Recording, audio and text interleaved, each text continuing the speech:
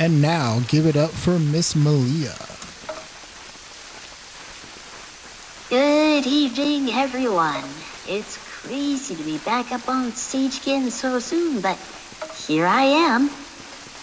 If you've never seen me before, my name is Mailia, Romero, Bloodpaw, and I used to do this to annoy people away from housing plots.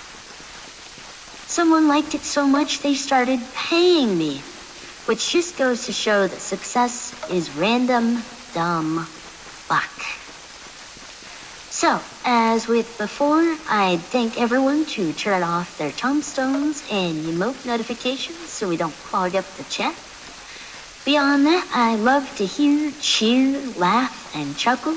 It makes the video sound better and makes me feel funnier than I probably am. We are streaming yet again. I'm sure someone will get that link up so you can listen. I would like to thank DJ Pancakes for helping me with the post-production of the show. He makes me sound so much better than I normally do. And I am posting this on YouTube again, so this is my reminder to myself to turn off everyone's names. Crap, just a sec. It also means I can do more of my long-form stuff. So everyone cheer and clap for DJ Pancakes. So when I started writing this act, I was told it was a 420 special. And I was a little worried because I don't know a lot of weed jokes. Then I remembered that people will laugh at anything when they're high. Boobies. See? I think we'll be okay. Still, I wanted to write a good act, so I went looking for inspiration. I'd heard George Carlin wrote his best stuff high, so I said, sure, let's try that. Did some nip, locked myself in my office, and spent 8 hours playing Minecraft. Okay, so that didn't work. Maybe I needed fewer distractions. So I went outside and did some nip. And woke up 6 hours later watching George Carlin videos. Clearly, this strategy isn't for everyone.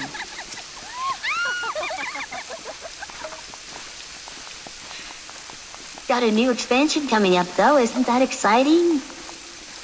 I haven't been this excited since Alize and Alphino stopped matching. Elza men need to have mandatory beards. I just can't tell the difference without them. So my wife and I are big story buffs. We just had our 2-year anniversary, by the way. Thank you. So we're both practically vibrating in anticipation for the story to take a whole new direction. Sometimes I have to poop her nose like a snooze button to get an extra few minutes of sleep. I hear we're finally gonna get the female Hrothgars too. I've already named mine Mailia Rex. Finally, the males are gonna have someone to look up to, or at least convince them to bathe. Maybe a haircut? Conditioner? The femroutes look badass too, just like a lioness, you know? We're gonna see the males laying around lavender beds. Hey babe, what's for dinner tonight? She walks in, Darlie and hanging out of her mouth. I killed it, you cook it.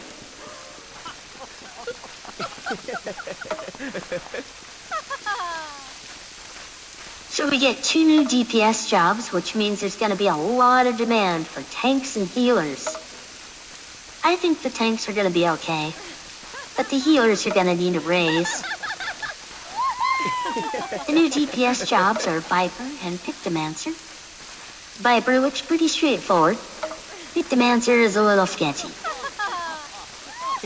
New content also tends to bring a bunch of new sprouts. We love our sprouts, just like we love our kids. And like our kids, sprouts can do some amazing things. Not necessarily good things, but entertaining at least. So I started over again as a Lalafell. I wanted a new perspective on all the little details they work into the game. I actually kind of like being a sprout again. It feels like I'm undercover. Actually, being a Walla, I feel like I'm under everything.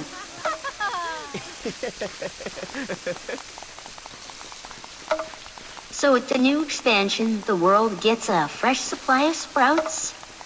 I remember being a sprout. I mained as a black mage my first time. I had a friend ask me, BLM main, you're into BDSM too? Learning the game as a black mage is like losing your virginity to a Hrothgar. Everything is smooth sailing after that. Be nice to our sprouts today. They are the future of Eorzea. So I have some tips for the new players, because teaching a new player today means I'm not correcting a bad player tomorrow. Those conversations are always awkward. So, never sneak up on a dragoon. They're already really jumpy. And don't believe anything you hear from a Hrothgar. They're always lying.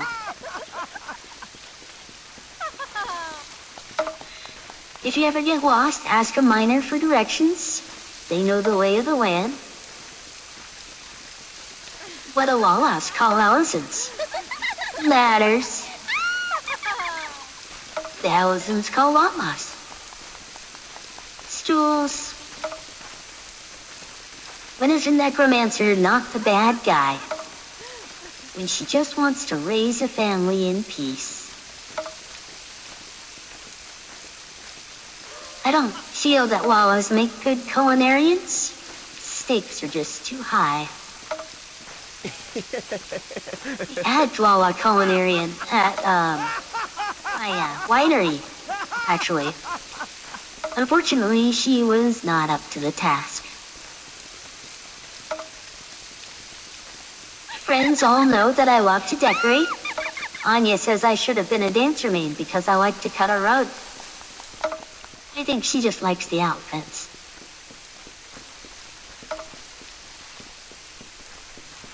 Speaking of sprouts, I had a little nip before I came on tonight. That's Miko slang for a weed edible. So if I trail off, someone just needs to point a laser pointer at the prompter and I'll be good to go. This game is so hard when you're high. All those flashing lights and swirling colors. Sometimes it gets to be a little too repetitive.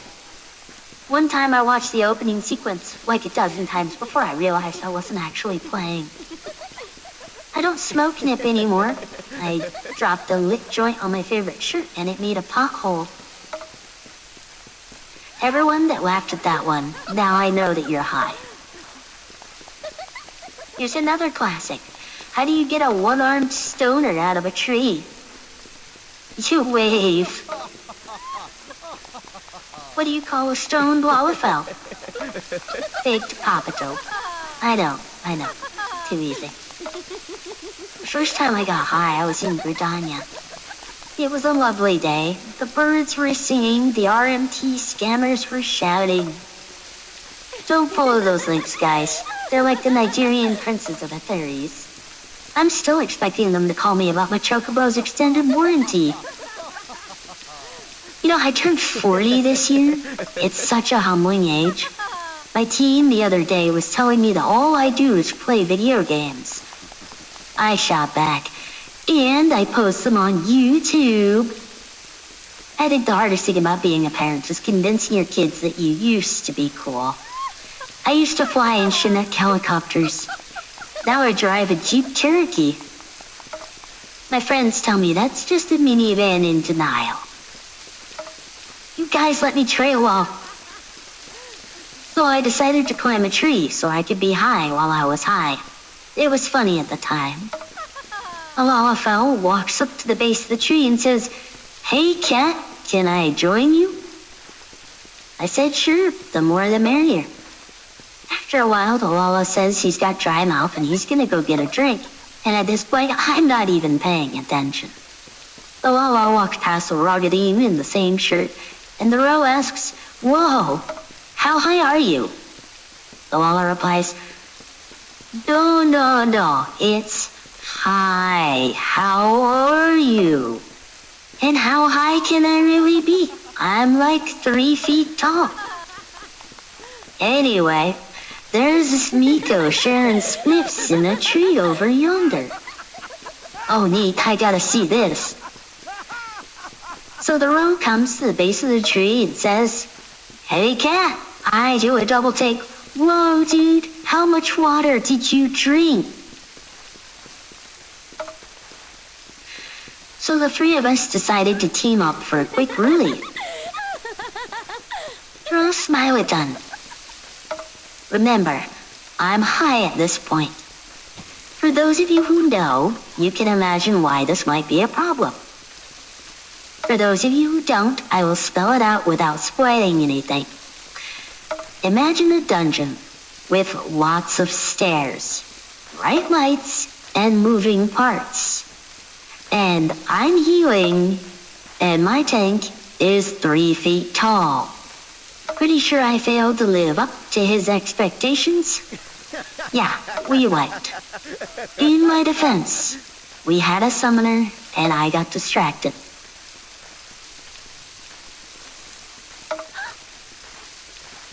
Oh yeah, I was talking about being a sprout.